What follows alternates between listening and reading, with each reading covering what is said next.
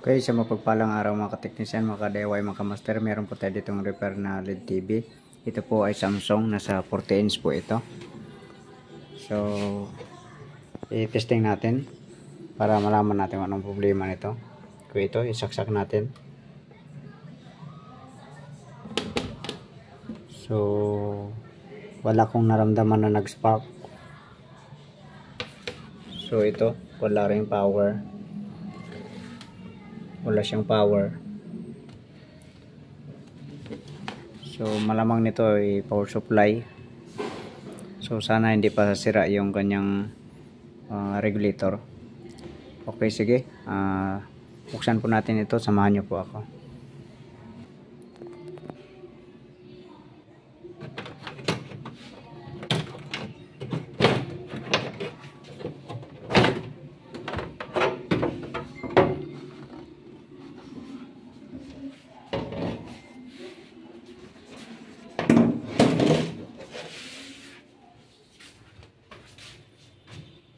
Okay, ito po ang kanyang mainboard, kanyang T-con.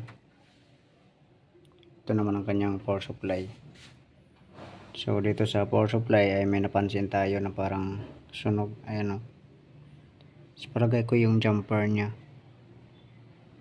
Ayan. So marami pang jumper na kalawangin. Ito parang ano na rin o. So sa primary ang problema nito. Okay, so linisan ko muna, i-resolder ko at tapos papalitan ko lang muna yung mga jumper at saka itong optocoupler i-check natin. Okay, ito na po, bali napangpalitan na natin yung mga jumper. Ayan, palitan na natin. Bali pure copper na magnet wire ang nilagay natin dyan. Ito rin o. Ayan. So marami-rami ang napalitan natin mga jumper. Tapos itong optocoupler may napalitan din natin dahil may leak ito. Ayan. So may leak siya. Okay, check muna natin kung may grounded ba.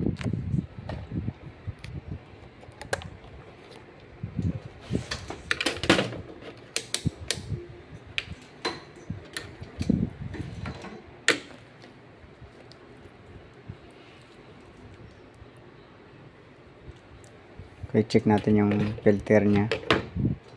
Baka times 10 tayo. Check natin.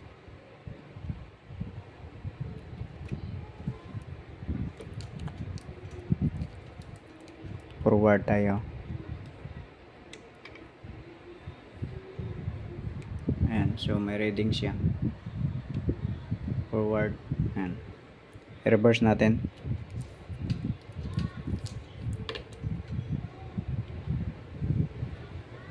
Ayan.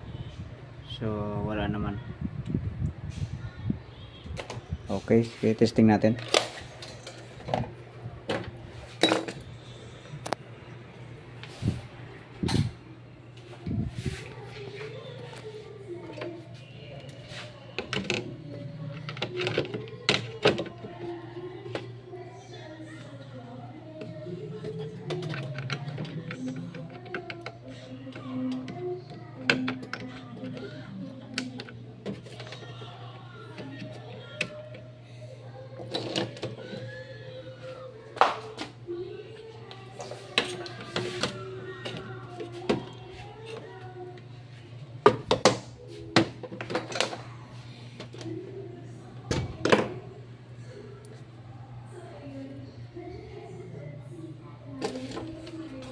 Ito, saksak natin.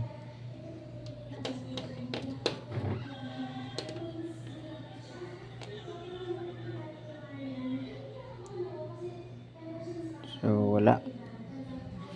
Check voltage tayo.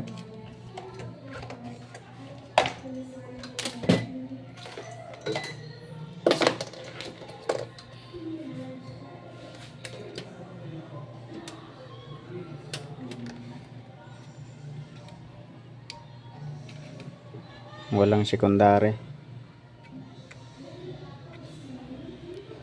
Yan.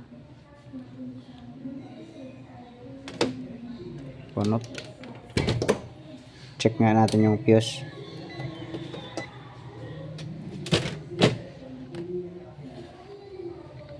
So open yung fuse. So baka sira pa yung ano nito. Palitan natin yung fuse muna. Ito bale ginamperan muna natin. Nag-jumper muna tayo ng maliit na wire. So mga nasa ano lang naman ito. Mga 1.5 ampere.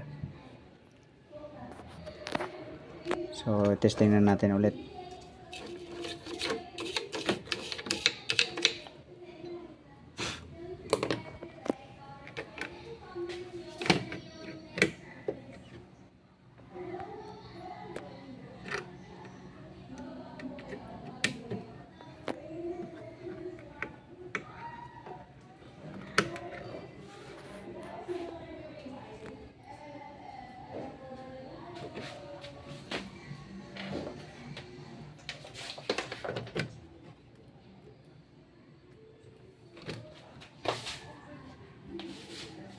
So ito, saksak natin.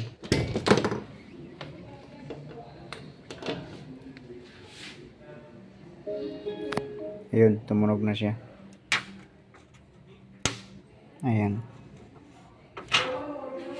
So, umilaw na yung backlight. Tingnan natin. Ayun. Okay na.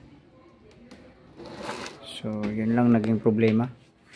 Yung fuse at saka yung mga jumper. Tapos pinalitan natin na yung optocoupler. So, lagi nating ako kasi kapag mag-repair, kapag may leak na yung optocoupler, pinapalitan ko na yan dahil yan ang nagkukos minsan ng high voltage sa secondary or abnormal ang voltahe minsan dahil sa leak na optocoupler.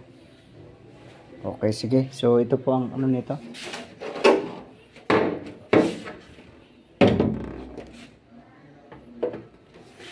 Ito po ang kanyang model. Yan. Yan. So okay na to. Okay, hanggang dito na lang video natin. God bless po sa inyong lahat.